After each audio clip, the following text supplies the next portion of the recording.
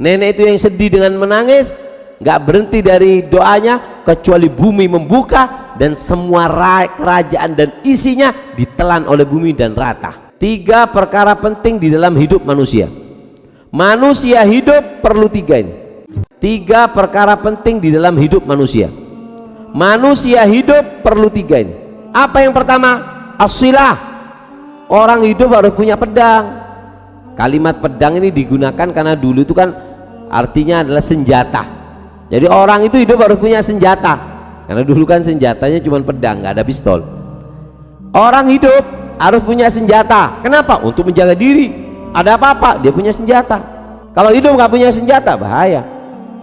Makanya negara-negara yang ditakuti di dunia ini yang punya senjata. Kalau nggak punya senjata nggak ditakuti. Yang kedua yang dibutuhkan adalah al-matiyah, kendaraan. Orang hidup selain punya senjata harus punya kendaraan. Kenapa? Karena kalau punya kendaraan, kendaraan itu yang akan bisa menyampaikan kita kemana yang kita mau. Jadi hidup perlu kendaraan. Dikatakan wa minas sa'ada markabul hani, termasuk daripada orang dikatakan hidup itu enak ketika dia punya kendaraan yang nyaman. Yang ketiga, perlu asy-syafi', penolong. Orang hidup perlu senjata, perlu kendaraan, perlu daripada penolong. Lalu apa senjata yang paling baik? Dikatakan nikmas silah ad-du'a. Doa adalah senjata yang paling ampuh. Hati-hati dengan doanya orang yang terzalimi. Doanya orang yang terzalimi itu nggak ada hijab, walaupun yang kita zalimi itu orang kafir. Hati-hati. Doanya orang yang terzalimi langsung dikabulkan oleh Allah, nggak pandang bulu. Sampai diceritakan di zaman dahulu ada seorang nenek punya 2 ekor ayam. Si nenek ini makan enak kalau ayam ini nelor, keluar telur baru makan dengan telur, kalau enggak makan nasi putih juga. Pada satu malam ada perampok mau nyuri di daerah tersebut, nggak taunya yang mau dicuri itu sudah dijual, sapinya sudah dijual, sehingga mau pulang tangan kosong gimana nih, ngelihat kok ada suaranya ayam, sekalian jalan sudah cuman ayam, diambil ayam itu dibawa dicuri. Ketika dicuri, si nenek ini mengatakan bahwasanya tawakkaltu ala Allah, aku pasrahkan dengan Allah. Subhanallah, ini yang makan ayam, kelompok daripada perampok itu yang makan ayam, Allah tumbuhkan bulu di mukanya. Di mukanya ini keluar bulu ayam, penuh dengan bulu ayam. Sampai datang ke tabib ini, tabib itu nggak ada yang bisa menyelesaikan. Datang ke orang soleh mengatakan bahwasannya kamu dapat dari mana ayam? Mencuri ya? Iya. Itu orang yang kamu curi berarti dia tawakal sama Allah. Kenapa? Siapa orang yang didolimi kemudian memasrahkan kepada Allah, maka balasannya apa kata Allah? Terus bagaimana? Ya kamu minta maaf sama dia. Wah, saya takut dibunuh. Kalau kamu nggak minta maaf, caranya satu, kamu buat dia marah dengan kamu. Akhirnya dia datang, itu nenek nggak tahu kan kalau ini yang mencuri. Nek, saya mau nyari ayam, mau beli ayam, saya tukar dengan sapi besar. Ayamnya kayak gini. Sifat seperti ayamnya nenek yang dicuri tadi. Sehingga si nenek mengatakan, aduh sayang sekali, itu saya punya seperti itu yang Anda sifatkan. Mau ditukar sama sapi ya? Iya, besar. Aduh, ini yang nyuri ini nggak gena, yang nyuri nggak kasihan sama orang tua. Dicaci itu pencuri, sehingga pencuri yang di rumah yang bulu mukanya bulu semua itu dengan otomatis lepas bulu ayamnya. Kenapa? Karena si nenek ini telah menjanji, ketika dia pasrahkan dengan Allah, terzalimi dia pasrahkan dengan Allah, maka Allah akan membalas dengan cara Allah. Tapi ketika kita didolimi dan kita membalas dengan ucapan jelek kita, maka lunas. Kamu curi, aku caci, cukup, Allah nggak balas. Tapi kalau kita diem, Allah yang akan membalas dengan cara Allah. Dan kalau Allah yang membalas, lebih pedih dan lebih berat siksanya dan adabnya. Yang kedua, kita harus punya kendaraan. Apa kendaraan yang paling baik? Yang paling baik adalah ni'mal matiyah al-wafa. Sebaik-baik daripada kendaraan adalah menepati janji, jujur. Orang kalau jujur itu adalah sebaik-baik kendaraan.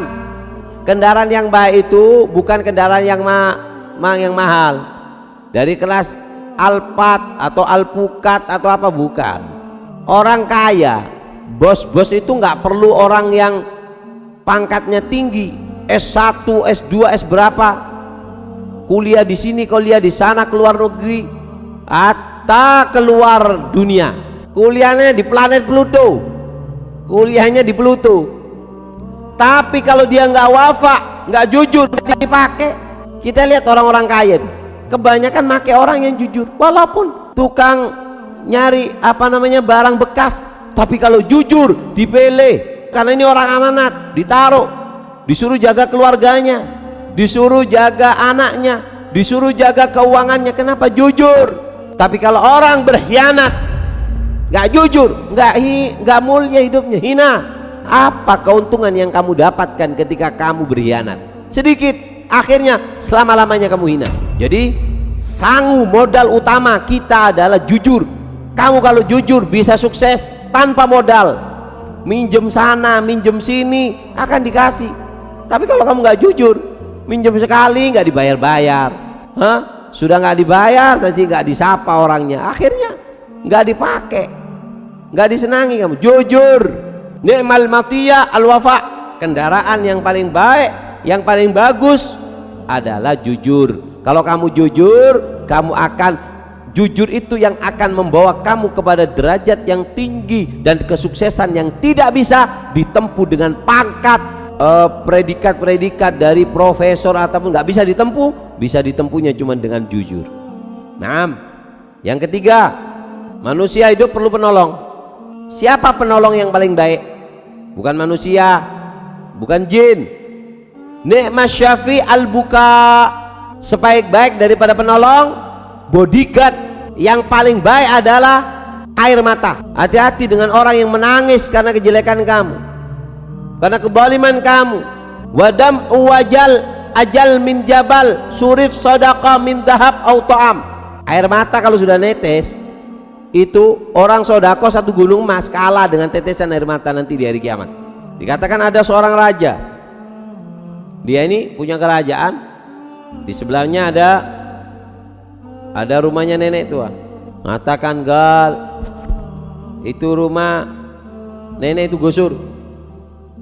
Ketika mau digusur, bilang, gal jangan, gak bisa, ini rumah kenang-kenanganku. Sehingga ketika nenek itu keluar nyari kayu ke hutan, diambilkan bulldozer, dihancurkan, rata dengan tanah. Si nenek kembali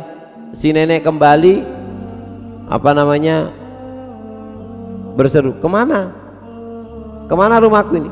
Gal, kamu mau dibeli sama raja, nggak mau, jual mahal kamu. Akhirnya sekarang diratakan dengan tanah.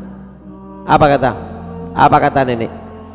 Mengangkat kepalanya ke langit, mengatakan, aina kunta ya Allah, di mana engkau ya Allah? Baru ditinggal sebentar, nggak dijaga ya Allah. Ya Allah, rubuhkan kerajaan ini.